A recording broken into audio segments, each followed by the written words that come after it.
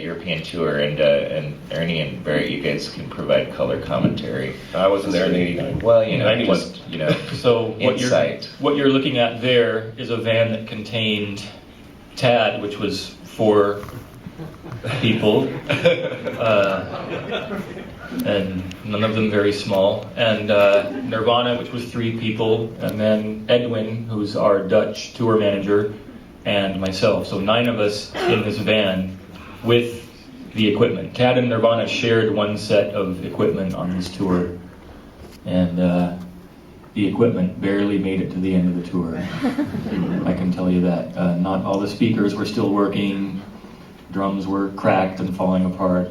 The very first show we did was up in Newcastle. We flew to London, and then we met up with Edwin and rode up to Newcastle at the north end of England.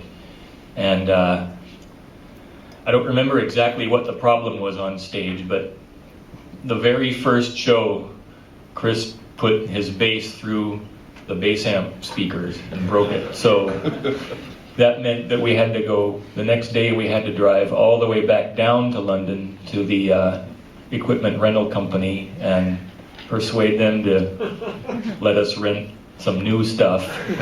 They were not pleased, and then we had to drive back out, I think, to Manchester. So if you know anything about the geography of England, that's a lot of driving in one day. I don't remember exactly what the dates were or what the places were, but And so as I mean, you being kind of the, you know, were you just the sound guy on that Yes. on that tour? Mhm. Or, you know, so I mean, was it your job to kind of like, you know, they break, you know, Chris does that, and you have to like figure out how you're going to fix that?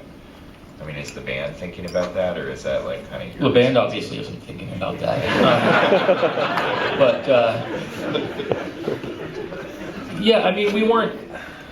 Did they have any guitar techs on that tour? Or? Oh no, just us. Yeah, just you guys. So I don't remember helping tune any guitars or anything, but yeah, I mean, to the extent of, oh well, maybe if we plug this amp into that speaker, we can make it work and get through tonight, you know. But there weren't any, you know, there wasn't much repairing going on the tour. There wasn't time or space. So let's see. as opposed to later on, which Yeah. is pretty much all I did was repair. Right.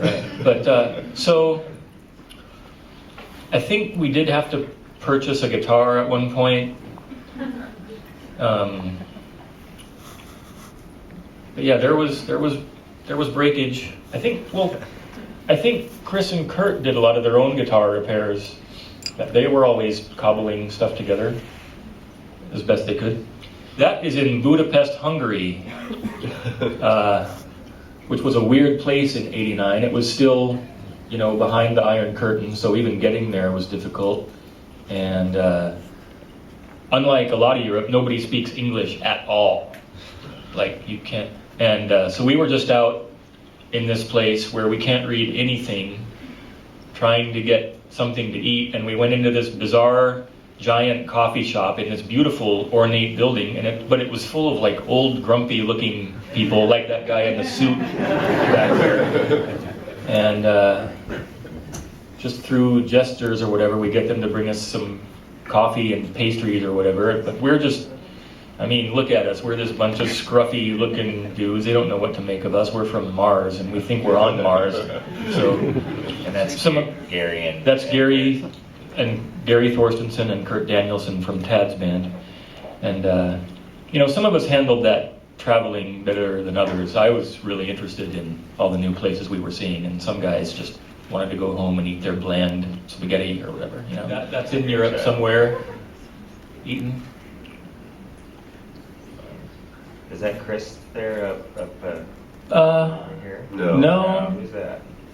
I think that's Tony, the guy who ended up dancing on stage at Reading. But I don't remember why we knew him so early. Oh, I think that's Russell Warby, so I think he's a friend of Russell Warby's. Russell Warby was an English booking agent who worked with Nirvana a lot. And who is this? That's Russell Warby. Oh, that's Russell Warby. And so you got the blonde guy in front here is Steve Weed, who's the drummer from Tad, and then that's obviously Tad on the left. Then that's Chad taking a picture, and that's me drinking coffee. I love that there's this, it looks like almost like a Xerox of the Sounds article. Oh, That, yeah. Was that, Keith, did you do that article? No, No? What, Keith's here? Oh, geez. John Robb did that one. John Robb, okay. But that was some of the earliest press, right, on the Sub Pop bands? I think that was the first front cover that Nirvana ever got. And you men tackled most of it. Right. I think it says "Grabbing America by the Balls." This is different. That's Chris' van. That's the van that we lived in touring America. And that was even with Dave too, right? I mean, Dave did some time in that van, sure. Oh, the couch, yeah. Were you on this tour, or was this just the guys? This is spring. Well, I don't know when this was taken, but spring of '90, right? You would have been I there. think it is. some of them, yeah. Some of these will be applicable, and some obviously won't.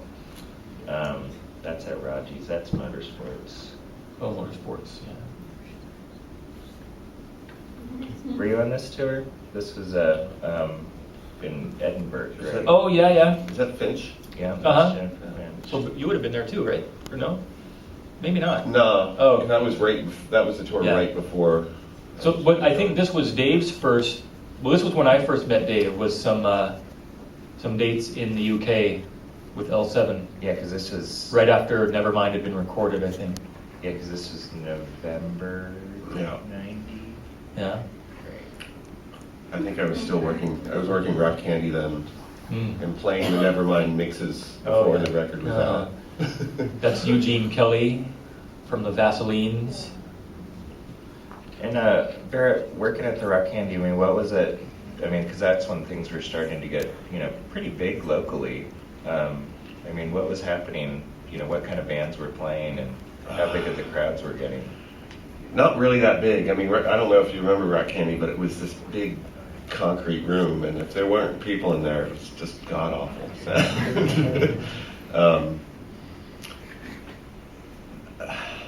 I just remember a lot of not great bands. And I don't know, they weren't the kind of bands I were into. Things like Bam Bam and Candlebox, which I was not a big fan of.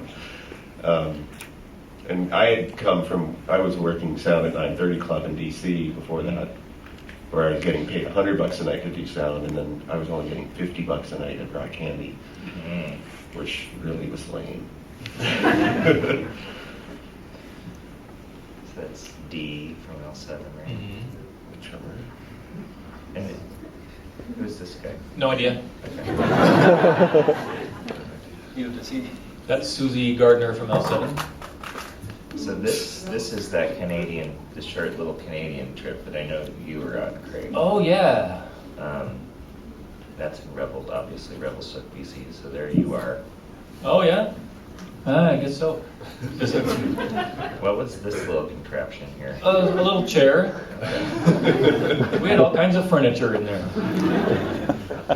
Boy, we drove through some heavy snow and some high mountains on bald tires and barely made it to some shows. I don't know how we're still alive. That's in Idaho. Huh. Whose pictures are these? I think It must be Chad's. I think these were from Chris' collection. Chris. Either that or Shelley's. Mm.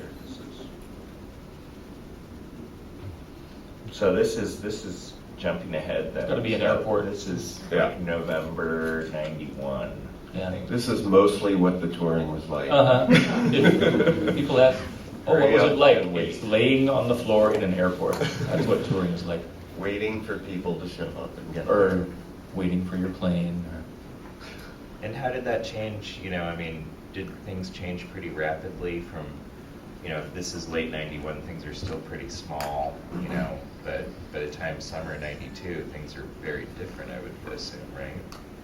Well, it's interesting. Right after we did that short 5-day thing on the West Coast with the Chili Peppers and Pearl Jam, we flew to Japan. We did Japan, New Zealand, Australia, I think Australia was first. Yeah, Australia, Then which Japan. was great. Yeah, that's right. Australia, Japan, New Zealand, and then Hawaii. Mhm. And this is right when Nevermind was blowing up, but we were still playing really small places there. And then was that Small just ish, because yeah. the expectation for Nevermind? Well, was when the as tour great was as booked, reality. Nevermind hadn't really come out yet, so. Right. Right. See, now that picture, I'm trying to figure out who took that, because my old girlfriend and I got that cake for Dave at the house we lived in West Seattle. So that was in Seattle. That Yeah. Okay. Because that was right after the Saturday Night Live show, right? Yeah, that his was birthday's his birthday's the 14th. January 14th, right? Yeah. I don't know why I know all this stuff now. There you go. Would this be right around that time? Must be. Oh,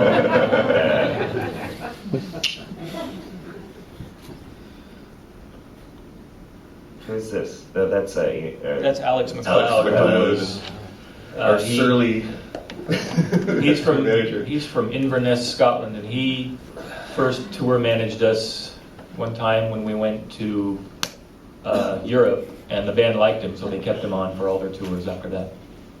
Yeah. We had a lot of Scottish. A lot of Scotsmen. people.